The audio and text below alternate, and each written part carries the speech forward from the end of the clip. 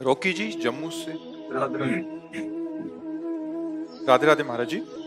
महाराज जी, अगर हम कोई अपराध कर देते हैं और कानून हमें उसकी सजा सुना देता है, क्या उस सजा के भोगने के बाद उस कर्म की से आजाद हो जाते हैं? क्या मालिक के घर में भी वो इंसाफ माफ होगा? ये उसका निर्णय किया जाएगा कि आपको यहाँ दंड किस कोटि का मिला और अपराध किस कोटि का था। ये कह रहे हैं कि अगर शायद कोई हत्या भी किसी की होगी हो तो। हाँ, वो तो उसमें यहाँ के न्याय का विभाग कुछ अलग है, वहाँ का न्याय का विभाग अलग है। आपका भारी अपराध हो, आपको यहाँ थोड़ा दंड मिला तो शेष वहां मिलेगा। अगर आपको भरपूर दंड मिल चुका है तो उसे क्षमा भी कर दिया जाएगा। अगर भरपूर दंड नहीं मिला, कई तरह के यहाँ है, आपको बहुत कम दंड दे के निपटा दिया गया है, तो यहाँ तो चल गए, वहां नहीं चलेगा, वहां आपको भोगना पड़ेगा। एक सेकंड के भी कर्म का हिसाब है। अवश्य में वो भोक्तव्यम कृतम कर्म शुभाशुभम। तो ये तो छोटा न्यायालय है। जैसे छोटे छोटे न्यायालयों से आपको सजा दे दी जाए तो बड़े न्यायालय में नहीं जाते, तो सबसे बड़ा न्यायालय श्री भगवान का है। और वहां ना वकील की जरूरत है, ना किसी घूस की जरूरत है। वहां अगर यहाँ आपने जैसे गाली दी, आपको 4 थप्पड़ लग गए, और ये परिणाम में हुआ कि आपकी गाली के द्वारा जो अपराध बना 4 थप्पड़ लगने से वो बराबर हो गया, कट गया। और अगर ऐसा हुआ कि आपका बहुत बड़ा अपराध है और केवल 4 थप्पड़ लगे हैं, तो 4 थप्पड़ ब्याज के समझो अपराध का मूल आपको भोगना पड़ेगा। इसीलिए बड़े बड़े डरते हैं, जैसी थरिवंश नरक गति दुर्भर यम द्वारे कटियत नक्सी के। देखो, कोई भी अपराध होता है उसका कितना दंड होता है। आपने चोरी 5 मिनट की, बेविचार 5-10 मिनट किया, और फांसी की सजा, आजीवन कारावास, ये तो बाद में होगा। 10 साल मुकदमा चलेगा, धुलाई पिटाई, नाना प्रकार की अव्यवस्था ये होगी। देख रहे हो ना, तो इससे भी बड़ा अगर यहाँ पूरा हिसाब नहीं, वो तो मालिक जाने कि पूरा हिसाब आपको मिल चुका है कि नहीं। अगर नहीं मिला है तो फिर और गति भोगनी पड़ेगी, दुर्गति। इसीलिए कहा जाता है होश से रहो, होश से। ऐसे कोई गंदे आचरण मत करो, शराब मत पियो।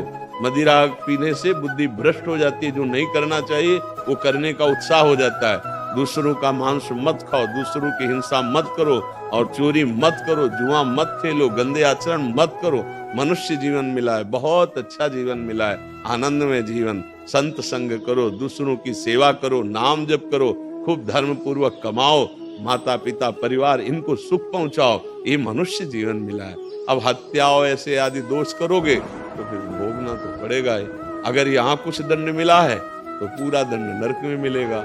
और यहाँ पैसा दे के या किसी भी चाल से बच गए हो तो मैं ब्याज सहित तुमको उसको भोगना पड़ेगा, अवश्य भोगना पड़ेगा। ये तो पक्का समझ लो, एक भी मिनट, एक भी सेकंड का कर्म यहाँ फ्री नहीं, आपको भोगना पड़ेगा। अगर राधा बोले तो आपको मिलेगा, कृष्ण बोले तो, गाली दिया तो, हर चीज ये कर्म भूमि है, हर चीज आपको भोगनी पड़ेगी। इसीलिए जो देखो विवेकवान है, बहुत सावधानी से बोलना, सावधानी से चलना, सावधानी से कर्म करना, हमसे कोई कर्म न बिगड़ जाए। ये हुआ हिसाब। और अब एक कृपा की बात कहते हैं, चाहे जितना अपराध बन गया हो, यदि वो गुरु की शरण में, भगवान की शरण में हो जाए तो कह दे प्रभु हमसे अब गलती हो गई, आगे से नहीं होगी, और नियम ले ले और नाम जप करे तो सब माफ हो जाएगा। फिर सब माफ हो जाएगा, ना यहाँ भोगना पड़ेगा ना वहां भोगना पड़ेगा। भगवान कहते हैं अहम तो हम सर्व पापेभ्यो मोक्षयिष्यामि। जब मालिक कह रहे कि मैं तुम्हें सब पापों से मुक्त कर दूंगा, जैसे हमारा हाई कोर्ट से लेकर सुप्रीम कोर्ट तक मुकदमा चला, हर जगह फांसी पास हो गई। अब तो फांसी होनी ही है, पर एक उपाय है, राष्ट्रपति से विनय की जाए, और वहां से अगर वो हो जाए कि माफ, तो हाई कोर्ट, सुप्रीम कोर्ट, वकालत, जज सब फेल हो गई और हमारी फांसी मुक्त हो गई ना। तो एक है राष्ट्रपति, वो है, उसी को सदगुरु कहते, उसी को ईश्वर कहते, उसी को परमात्मा कहते, उसी को अकाल कहते। जो नाम से पुकारो वही एक है, उसके आश्रित हो जाओ, वो माफ कर दे तो सब माफ हो गया।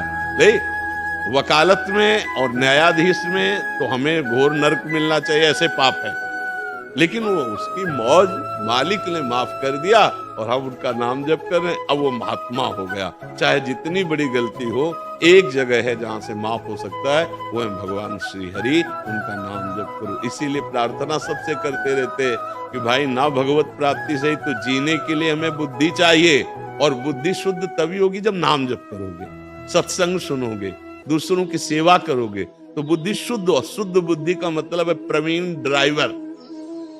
ये शरीर रूपी गाड़ी को चलाने के लिए प्रवीण, बहुत ही सुजान ड्राइवर है। वो आपको कहीं गड्ढे में नहीं गिराएगा, कहीं फंसने नहीं देगा। और नहीं तो ऐसी बुद्धि भ्रष्ट है, 2 मिनट गलत काम किया, आजीवन कारावास में पहुंचे। अच्छा, नहीं अगर केस खुला तो तुम्हारे मन के ऊपर कर्म चढ़ करके तुम्हारे हाथ से तुमको जहर खवा देगा, तुम्हारे हाथ से तुम्हारी हत्या करवा देगा, तुम्हारे को डिप्रेशन में पहुंचा के हर समय भयभीत करेगा। ये पापाचरण तो है।